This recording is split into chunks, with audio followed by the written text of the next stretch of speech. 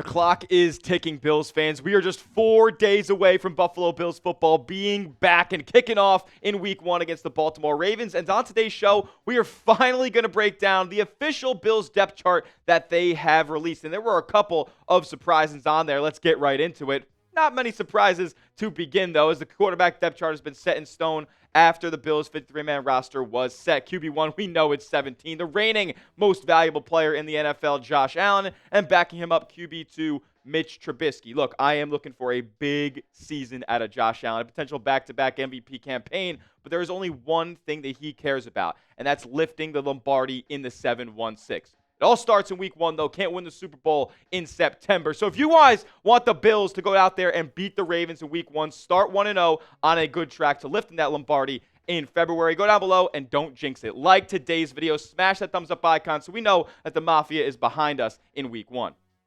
All right, let's move on to the running back depth chart here, and not many surprises to start either. James Cook, obviously going to be your RB1 and your bell cow in this Bills offense, but there are some great things in the backfield aside from him, like Ray Davis, who can provide awesome ground and pound in between the tackles running and some pass pro as well. Ty Johnson, your receiving back, third down type of guy. I like his game as well, and the Bills were thought the same enough to bring him back this offseason in free agency. And then obviously Reggie Gilliam there at your fullback. He's going to provide a lot of special teams versatility as well.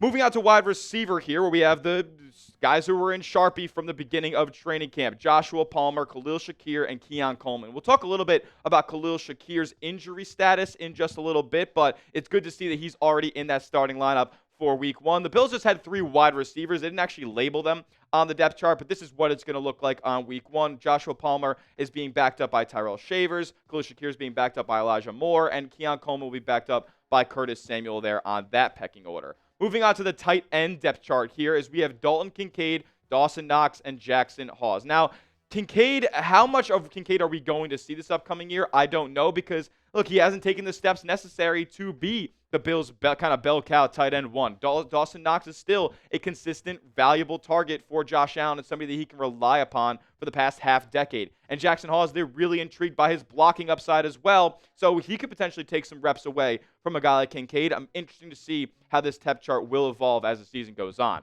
Moving on to the O-line here, where there's a couple of interesting things of note. Obviously, your starting 5 has been set in stone from day 1. Dawkins, Edwards, McGovern, Osiris Torrance, and Spencer Brown there booking things at the right tackle. Now, in the backups, though, you see we've got a couple A. Andersons down there. No, there are not 3 Alec Andersons on the roster, but the Bills do have him backing up both guards and the center position with Ryan Vandemark and Chase Lunt as your backup swing tackles. Cedric Van Granger here as the backup center is a little intriguing for me, and we'll talk about that a little bit more in just a bit. Now, before we move on to the defensive depth charts, I got to tell you guys, we will be live on Sunday for the Bills versus Ravens game, and I would love for you guys to join us for just a little bit. We'll have a pregame show. We'll be giving live play-by-play, score updates, play updates right here where you see on the screen, this right here. It will show you all the recent plays. We'll have some giveaways and some fun stuff going on the channel as well. So subscribe and turn notifications on so you know when we go live here on the Bills Breakdown, and you can join us for Bills versus Ravens Sunday Night Football Week 1. Oh, I just got chills down my spine. Let's do it. All right, defensive line depth chart here. Greg Rousseau, Daquan Jones, Ed Oliver, Joey Bosa, right? The starters are really not going to be too surprising on this Bills depth chart, but it's the things that we see on the back end, like the interior of the defensive line here with DL Walker backing up at the nose tackle here, your one and only backup nose tackle on the roster. But you still see Dwayne Carter there, who obviously we know is going to be on injured reserve, tore his Achilles, going to miss the entire season. But this is before that IR spot open, and they had Dwayne Carter listed behind rookie TJ Sanders, who the Bills took in that second round. So that was definitely something of note. Also, Landon Jackson will be the sole backup for Joey Bosa as it stands in this depth chart right now. So they have faith, and it looks like they're going to deploy him a lot this upcoming season because Joey Bosa, I can't anticipate him playing 70% of the defensive snaps early on in the year. A.J. Epinesa and Javon Solomon backing up Greg Rousseau over there, but Rousseau's obviously a fresh young player, just got a contract extension. He'll be taking the bulk of the reps over on the left side. Obviously, Michael Hoyt and Larry Ogunjobi, they remain suspended. The Bills will get them back after Week 6. The linebackers. This is kind of the most shocking part of the depth chart to me because if you look at what the official photo of the Bills depth chart that they released on social media, there are 12 players on the defense, and this includes a 3-linebacker set here. Matt Milano and Terrell Bernard. Terrell Bernard, obviously one of your captains here. He'll be wearing the green dot on the defense. That was to be known, right? But then they had Dorian Williams there listed as a starting backer. That's interesting for sure. And it's interesting that Dorian Williams himself is the starting backer here over a guy like a Shaq Thompson with a little bit of familiarity and more of a veteran presence. Andreessen backing up Bernard there. We'll see how often he can wear the green dot during this season.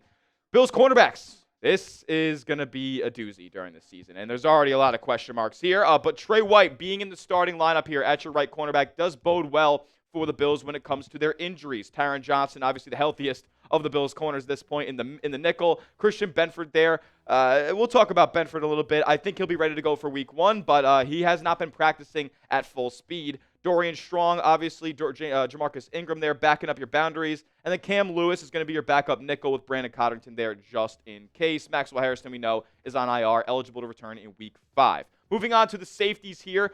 Taylor Rapp and Cole Bishop are your official starting safeties for the Buffalo Bills. No DeMar Hamlin this time out, and that was to be expected. And you have Cam Lewis there, though, immediately backing up Taylor Rapp. And I don't want you guys to look too deeply into free safety, strong safety. It's too high safeties at this point with a shell in the NFL. So those names aren't really that binding anymore. Cam Lewis, though, above Jordan Hancock in this depth chart. That's interesting considering the Bills have favored rookies in other units on this team. I liked Hancock a lot, but I guess the Bills are more confident in Lewis at this point if Rapp goes down or needs a breather. Moving on to special teams here to round things out. Tyler Bass, your kicker. Brad Robbins, your punter. Cotterton has gotten the kick and punt return duties with Ty Johnson backing him up in the kick return game and Khalil Shakir backing him up in the punt return game. Reed Ferguson, we know, will be your long snapper as well. But then you see a backup kicker over there, and that's just going to lead us into what stuck out to me on this Bills depth chart here. Look, it looks like the Bills are going to go with multiple looks on defense. With the way that they structured this depth chart on social media, they have 4 down defensive linemen, and they have 3 linebackers as well as 3 corners, 2 safeties. So that's 12 players there that is not going to fit. You get a flag if you had 12 players out there on the field. So they're going to throw multiple looks out there, and depending on what base they come out in, that's what the defense will look like.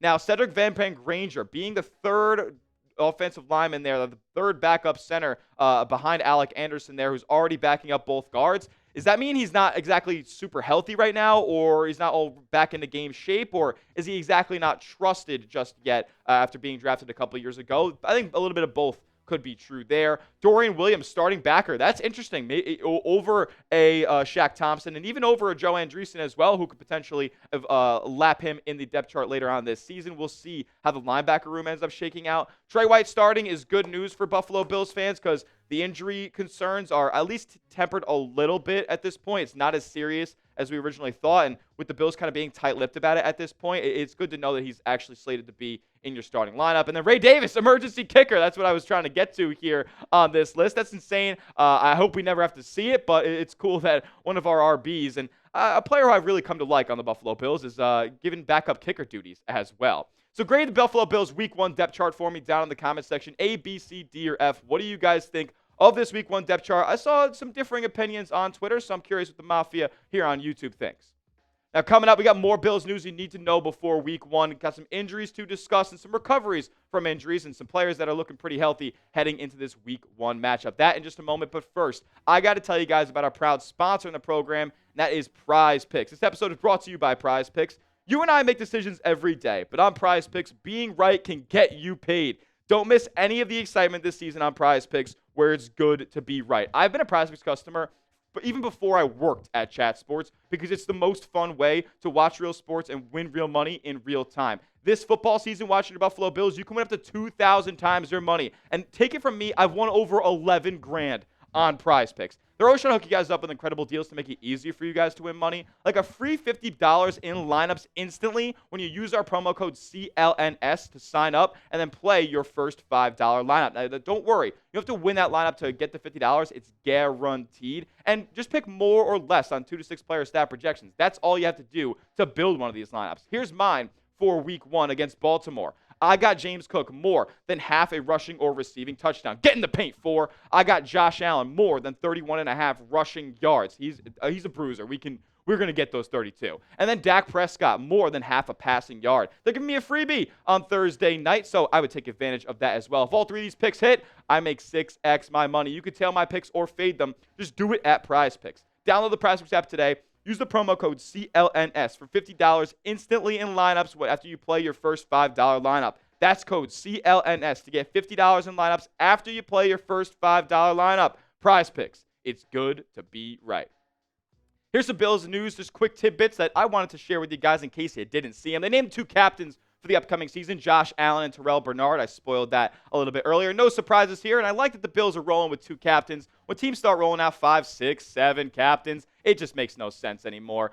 Tyrell Shavers also in the news. He changed his number from 80 to 14 here. So any Bills fans that have a Sammy Watkins, Stephon Diggs, maybe a Ryan Fitzpatrick jersey, but I wouldn't want to blemish that. You could throw some duct tape over or try to get a new nameplate stitched on there for Shavers. I think he's going to be a good option for Buffalo this upcoming year. Let's move on to some Ravens news here. So there's some injuries to discuss, and a pretty big one, especially when you consider what this guy did in last season's opener.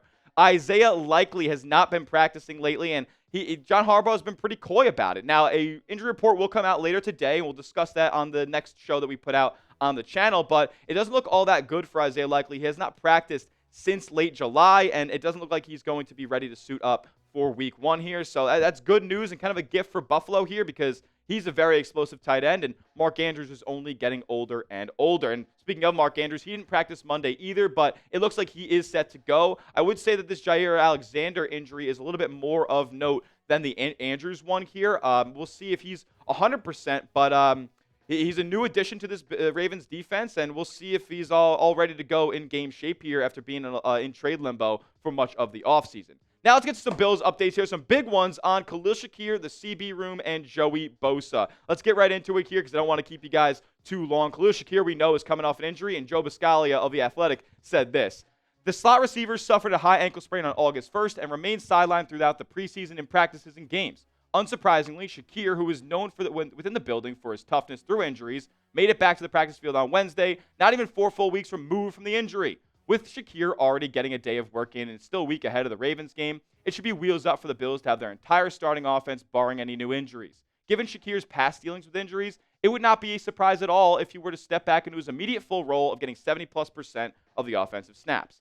Khalil Shakir is absolutely vital for this Bills offense. And look, if he's not 100%, then this Bills offense is not at 100%. I get it. Khalil Shakir has impressed, but Keon Coleman has impressed, but Shakir has been the known safety valve for Josh Allen here, and if he's not 100%, then I'm not feeling too confident heading into week 1. And I'm not feeling too confident heading into week 1 if Christian Benford isn't healthy either. He's your most important defender at this point, considering all the other injuries you have in your cornerback room, and he's been dealing with his own stuff as well. Here's more from Buscaglia. While it looks like a bit bleak at the moment, the fact that Benford did do something at practice on the sidelines last week should be seen as a positive. Having been burned by injuries in the past, the Bills have been extremely cautious when it comes to having their players ready to play when they're needed the most. Benford may have been good enough to practice on Wednesday. There's a chance the Bills may have just wanted to put him in bubble wrap ahead of far more 3 important days of practice leading up to the Ravens game than risk 1 practice last week.